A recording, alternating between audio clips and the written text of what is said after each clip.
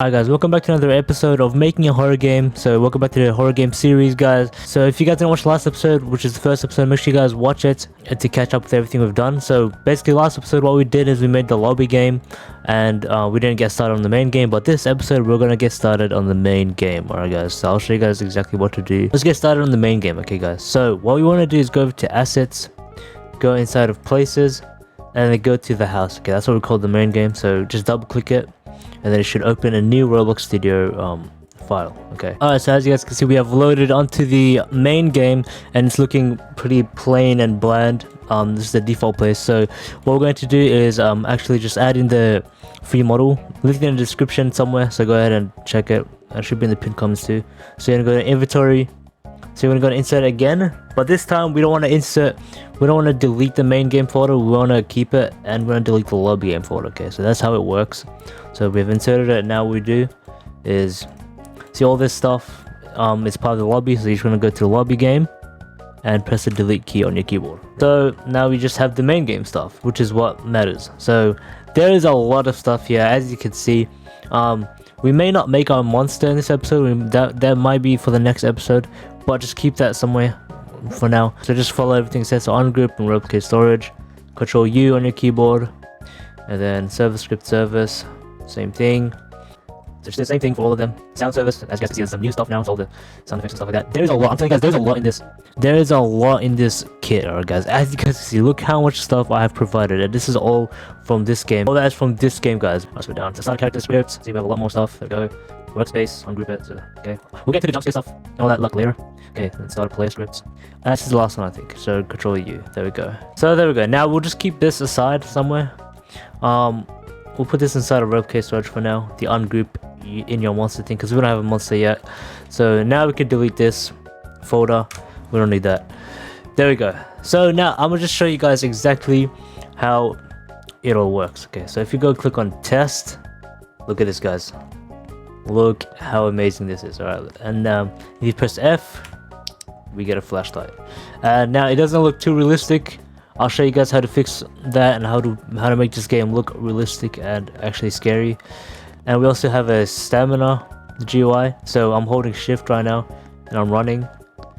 You probably can't tell because the default speed is already fast. So we'll fix that too. So you can unlock your mouse by pressing U, all that sort of stuff. We have camera effects, camera bubble.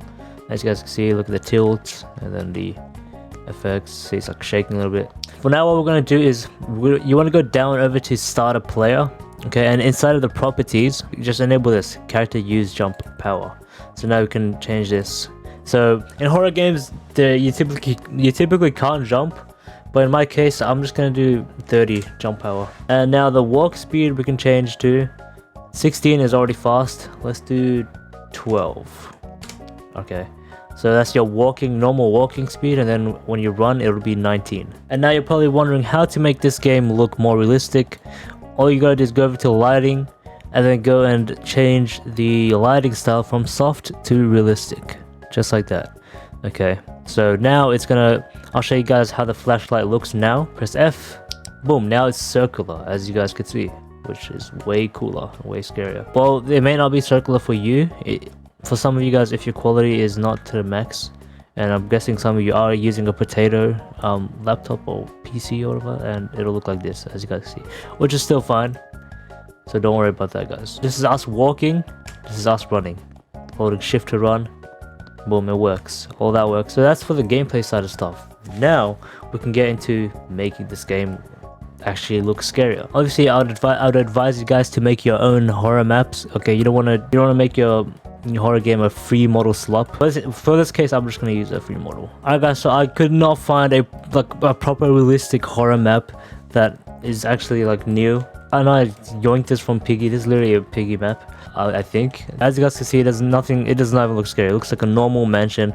It looks nice, right? So the magic in making a game look scary is the lighting. And also you gotta delete all the scripts. If there's scripts inside these free models, always delete them. So we're gonna go into the atmosphere, and we're gonna make sure that the color is dark. Okay, so let's make it like not too black, but like almost black. So like that, and we'll do that for both of them, okay? And now the density, you just want to increase it because a darker environment is always scary, guys. And now you guys are thinking, wait, this isn't even dark, this is light. You wanna know why? It's because the sun is out, guys, so nothing is gonna be scary at daytime, guys. So what we need to do is go down to clock time, and I do like to just have on 0, which, oh my god, it just, look at that, guys. Look, see, now everything's already scarier. There you go. Now since it's nighttime, just play around with it if you like. 5 a.m. See, look at that.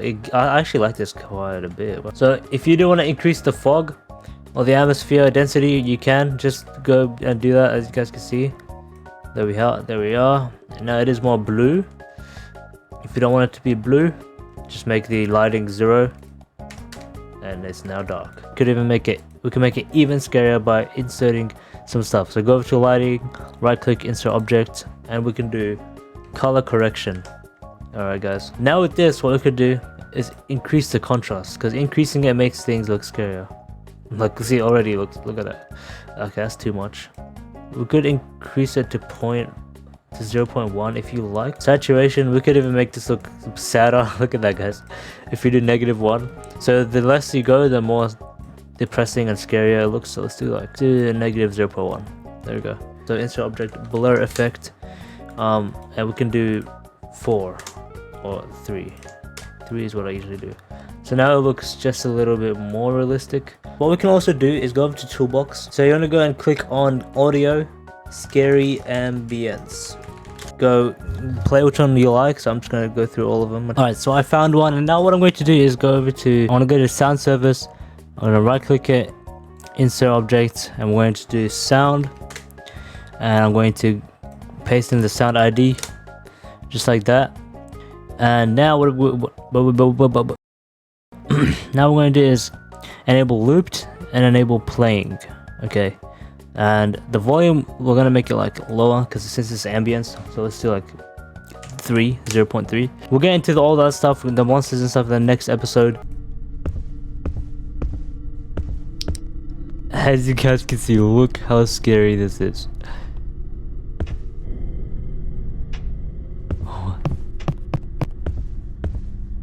What's that sound? Oh no way, it's the clock. Before we actually get into making the monster work and stuff, let's get the 3D model ready. So I'm going to be using this website called 4GUI.com, which is a sponsor of this video. See how good it is with making horror stuff. So we can do draw. I don't want to draw. What the heck? Okay, I'm just gonna draw some scary guy, I guess. Alright, there we go. It should be. That's kind of scary. Now all we go to is describe what you drew. Dark. I'm not gonna paint it though. So let's go ahead and convert this to image. And it actually made what I drew, guys. Look at that, guys. Look at that. It actually did what I drew. Yeah, well, I mean, I guess it is accurate to the way I drew it, but I don't really want the monster to look like this. But let's go ahead and convert it anyways. And here we go, guys. It has generated. Oh my god, that is so bad. So that is horrendous. Admittedly, this does work as a horror like entity or monster or whatever. But I mean, look at that, guys. That's kind of weird. Okay, so now I'm gonna add a reference and see if you can do it properly to make the monster. Alright, guys. There we go. I made a reference. This is an AI generated image of that one thumbnail I liked in my previous video, so go check that out if you like. Alright, let's go ahead and check if this works. Alright, and we're back. And wait, hold on a sec. Hold on a second, guys. Hold on a second. Wait. Okay, this is actually good. Hold on. Okay, now we're talking. Okay, now we're actually getting somewhere. The quality on this is kind of low. Let's make it bigger. Let's make it higher. Let's remesh this to.